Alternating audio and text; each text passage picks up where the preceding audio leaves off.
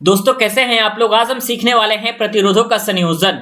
प्रतिरोधों को श्रेणी और समांतर क्रम में कैसे संयोजित करते हैं उसका डेरिवेशन आप 5 मिनट में करोगे अगर आप इस वीडियो को पूरा कंप्लीट देख लेते हो तो। ठीक है, सबसे पहले हम बात करेंगे श्रेणी क्रम में कैसे संयोजन करते हैं, उसके बाद हम बात करेंगे कि समांतर क्रम में हम कैसे संयोजित करते हैं प्रतिरोधों को। ठीक है, तो यहां पे आप देख सकते हैं दोस्तों कि यहां पर V वोल्टेज की बैटरी एक लगी हुई है। 3 प्रतिरोध R1 R2 R3 को हमने श्रेणी क्रम में संयोजित कर दिया है।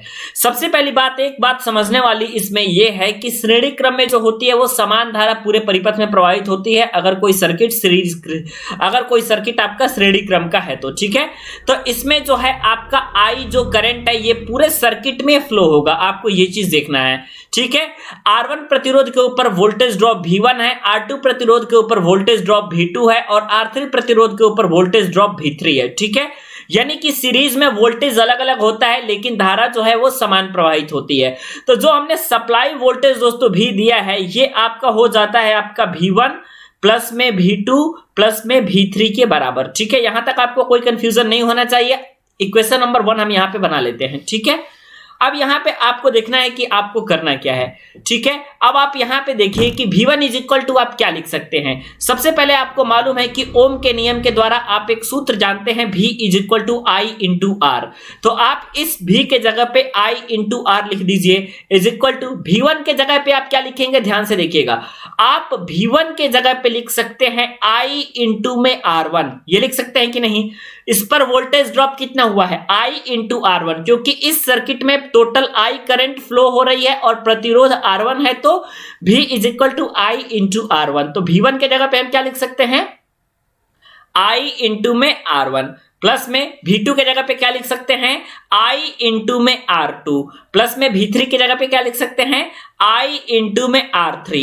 ये हमने I इसलिए लिखा क्योंकि आपको पता है V is equal to I R, किसी भी रेजिस्टेंस पे वोल्टेज ड्रॉप का जो वैल्यू होता है वो V is equal to I R होता है और कोई सर्किट अगर श्रेणी क्रम में संयोजित है तो आपका करंट सेम होगा। अब आप यहां से एक चीज देखिए कि I R1 plus I R2 plus I R3, इसमें से आप I कॉमन ले लीजिए तो I R is equal to I अगर आप यहां से कॉमन ले लेते हैं तो हो जाता है आपके पास निकल के आता है R1 plus R2 plus R3। ठीक है, और इस I से आप इस I को कैंसिल कर सकते हैं तो आपके पास जो R निकल के आया वो R इज इक्वल टू आपके पास निकल के आया R1 प्लस में R2 प्लस में R3 और यही आपका करेक्ट आंसर हो गया। इसका मतलब ये है कि अगर कोई 3 प्रतिरोध R1 R2 R3 आपका श्रेणी क्रम में संयोजित है तो आप इसको 2 लाइन में सिद्ध कर सकते हैं कि आपका तुल्य प्रतिरोध का क्या फॉर्मूला निकल के आएगा। ठीक है, नेक्स्ट यहां पे हम देख लेते हैं दोस्तों।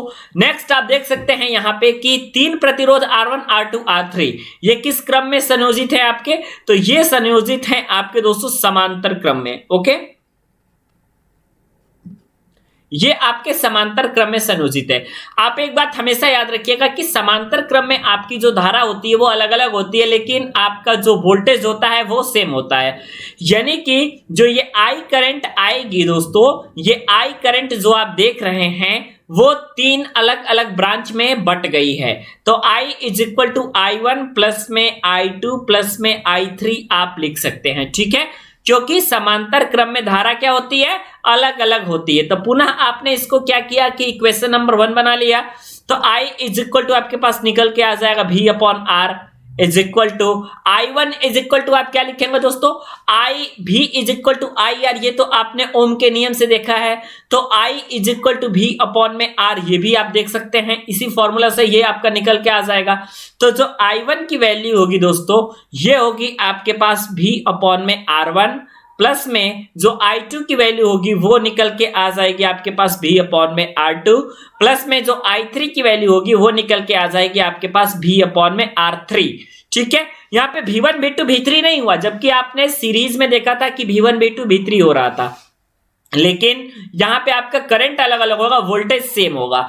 अब आप देख रहे हैं कि I is equal to V upon R आपने एज इट इज लिख दिया, V आप ऊपर से कॉमन ले सकते हैं यहां से, तो आपके पास निकल के आएगा 1 अपॉन R1 प्लस में 1 अपॉन R2 प्लस में 1 अपॉन R3, ये इतना निकल के आ जाएगा। V से V को कैंसिल कर दीजिए भाई, जब आप V से V को कैंसिल कर देंगे तो 1 अपॉन R की जो वैल्यू है ये निकल के आ जाएगी 1 अपॉन R1 प्लस में 1/R2 प्लस में 1/R3 और इसी तरीके से हम सिद्ध कर देंगे।